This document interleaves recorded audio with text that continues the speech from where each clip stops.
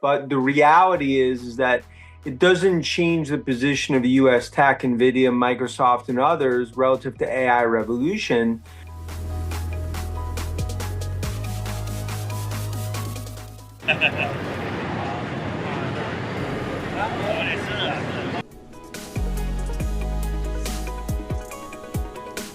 DeepSeek is a Chinese AI lab. I mean, really trying to compete with the likes of ChatGPT, a lot of big tech players, and they launched a model, and that's very similar to ChatGPT. It's #1 on App Store, and it sent a big wave across US tech, shot across the bow from China to the US.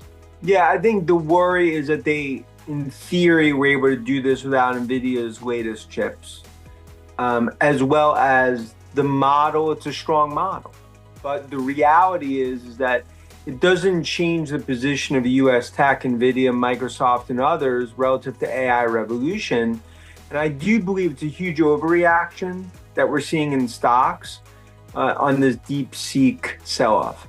I'd say it's about 80% functionality relative to ChatGPT, maybe relative to Meta's Llama.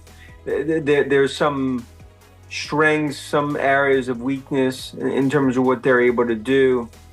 But functionally, a lot of this AI revolution is really on enterprise use cases. And even though this is a really good model, unless this thing could scale, what I'll call about 10x, it's going to be tough to see how there's any sort of competitive wave that's sent from an enterprise perspective to US tech.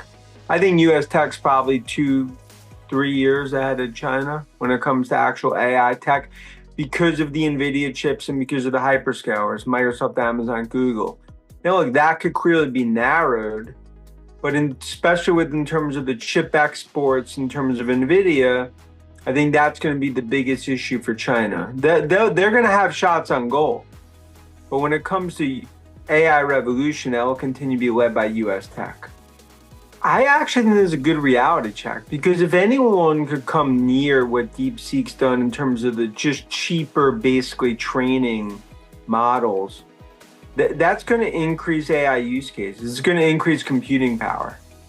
And that's actually a positive for US tech. So I think it's one where this is a fourth industrial revolution playing out for the next decade. It's going to hit sort of ebbs and flows.